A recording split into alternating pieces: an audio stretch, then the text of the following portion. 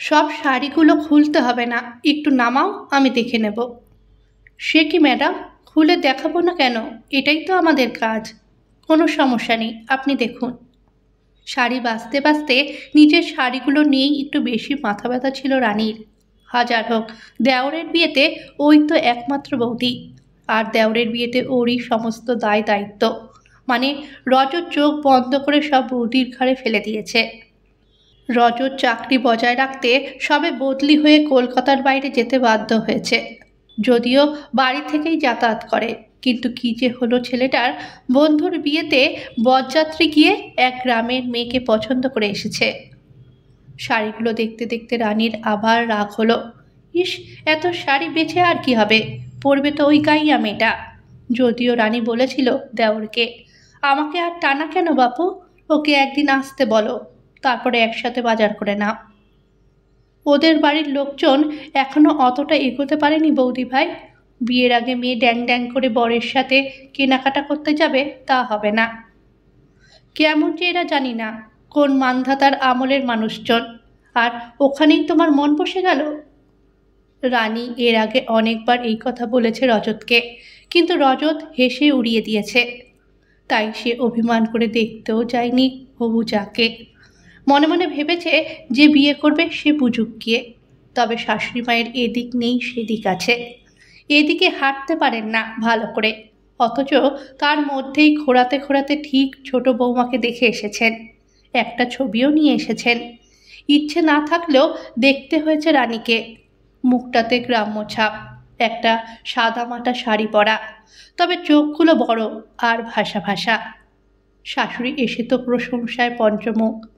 বুঝলে বৌমা, মেয়েটা মনে হয় ভালোই হবে।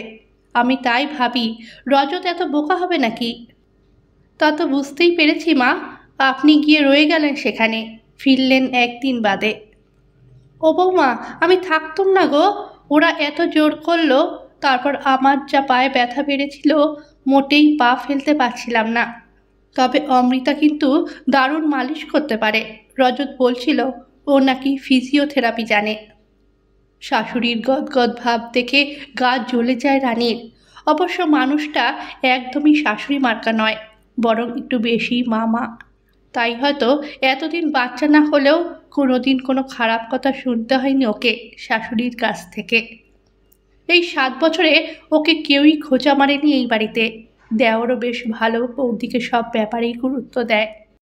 কেউ বাচ্চার ব্যাপারে কোনো কথা তুললে শাশুড়ি মা বলেন, বৌমা চাকরি করে এখন, আর ওই সময় নেই বাবু, বিয়ের পরই বাচ্চার দরকার, হলে হবে না হলে না হবে।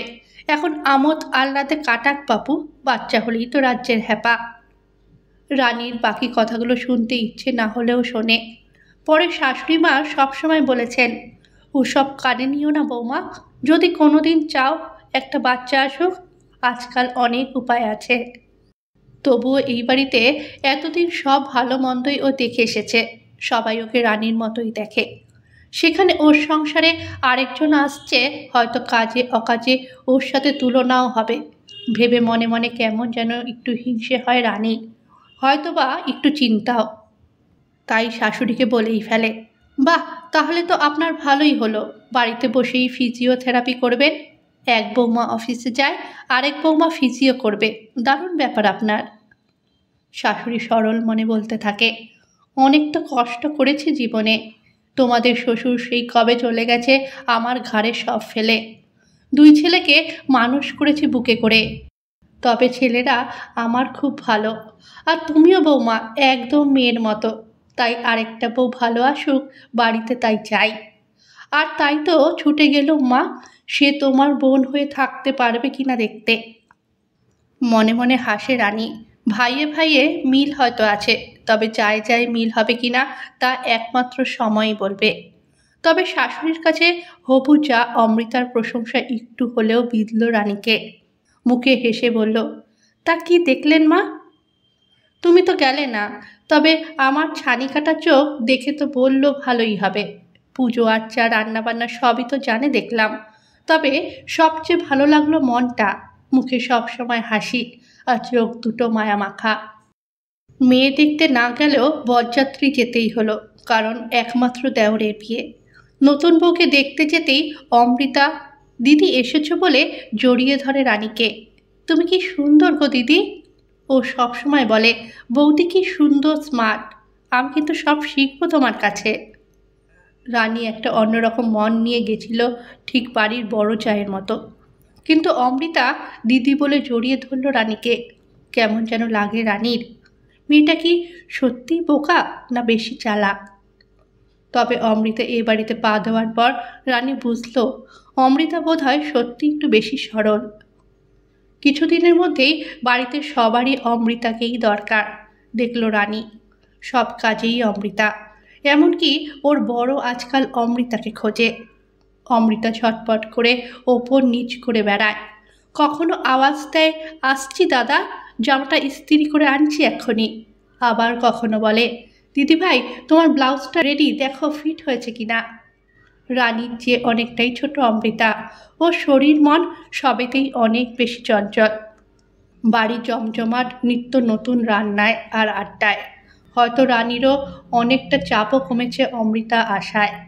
তবু রানীর মাঝে মাঝেই মনে হয় একটু একটু করে অমৃতা কেমন যেন ওকে ছাড়িয়ে এগিয়ে যাচ্ছে। রজত আদর করে ধরে বউকে। এই যে প্রজাপতি, সারা বাড়িতে পাখা মেলে উড়ে বেড়াচ্ছ, আমার বাগানে বসবে কখন শুনি? অমৃতা দুষ্টু হেসে বলে, মা ডাকছেন অনেকক্ষণ থেকে, ব্যথায় পা নাড়তে পারছে না, একটু দেখি। রজত হাসে, দিব্যি পা নাড়ছে, আমি দেখে এলাম এক্ষুনি। এবার আমাকে একটু দেখো। ভীষণ হিংসুটে তো তুমি। মা ব্যথায় কষ্ট পাচ্ছে, আর এদিকে তুমি। বিয়ের 2 বছর হওয়ার আগেই একদিন শোনা গেল অমৃতা মা হতে চলেছে। ছটফটে অমৃতা কদিন বিছানা থেকে উঠতে পারে না, শরীরটা ভালো নেই একদম। ডাক্তার বলেছে কদিন একটু বিশ্রামে থাকতে। খবরটা শুনে অদ্ভুত পাল্টে গেল রানী। আজকাল যেন অমৃতাকে ওর সহ্য হয় না। যেদিন ওর বর অমৃতার জন্য মিষ্টি দই কিনে আনলো, ফেটে পড়ল রানী। তোমরা সবাই ওকে নিয়ে ব্যস্ত হয়ে পড়েছ কেন? এত আদিক্ষেতা সবার, ও মা হচ্ছে তাই? রঞ্জিত বলে, তুমিই তো বলেছ ও মিষ্টি দই খুব ভালোবাসে, তুমি কত আনতে বলেছ এর আগে, তাই আনলাম। অমৃতাকে কেউ ভালো বললে ভালো লাগে না রানীর। অমৃতার জন্য ইলিশ মাছ ভাজা রাখলে মনে হয় শাশুড়ি মা পক্ষপাতিত্ব করছেন। অনেক সময় বলেও ফেলে সেই কথা।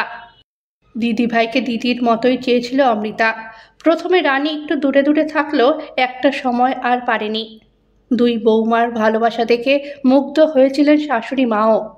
অনেক দিনই ওনার পায়ের ব্যায়াম করাতে করাতে বলতেন, বড় বৌমা মানুষ ভালো, কিন্তু মনের মধ্যে হয়তো কোথাও একটা দুঃখ রয়েছে, ওকে আপন করে নিয়েছো সেটাই ভালো লাগে আমার। সেই দিদিভাই আজকাল ওর ঘরে ঢোকে না, রজতের সাথেও ভালো করে কথা বলে না। অনেক দিন শুয়ে শুয়ে হঠাৎই একদিন সে কথা রজতকে বলতে গিয়ে কেঁদে ফেলে অমৃতা। দেখতে দেখতে 7 মাস হয়ে গেল অমৃতার। রজতের খুব সাধ দেওয়ার ইচ্ছে থাকলেও ঠাকুরকে পুজো দিয়ে কোনো রকমের নিয়ম সারলেন শাশুড়ি মা, বড় বৌমার কষ্টের কথা ভেবে। অমৃতার মা বাবা এসেছিলেন সাধে। ওনারাই বললেন অমৃতা বাপের বাড়িতেই থাক এই কয়েকটা মাস। ওর জ্যাঠতুতো দাদা বৌদি ডাক্তার, তাই অসুবিধা হবে না। রজতের মনটা খারাপ হলেও অমৃতা একটু জেদি ধরল বাপের বাড়ি যাবার জন্য। দিদিভাইয়ের সামনে আসতেও আজকাল যেন ওর কেমন লাগতো। রানী ওকে দেখলেই মুখ শুকনো করে সরে যেত। মাঝে একদিন দাদাভাই শাশুড়ি মাকে বলেছেন, মা আমি একটা ফ্ল্যাট দেখছি, রানীর খুব মানসিক সমস্যা হচ্ছে, এখানে হয়তো আমার থাকা হবে না, তোমাকে আগে থেকেই বললাম। শাশুড়ি মায়ের চোখের জল অমৃতার মনকে ছুঁয়ে যায়। নিজেকে অপরাধী লাগে, তাই বাপের বাড়ি চলে যাওয়াই ভালো।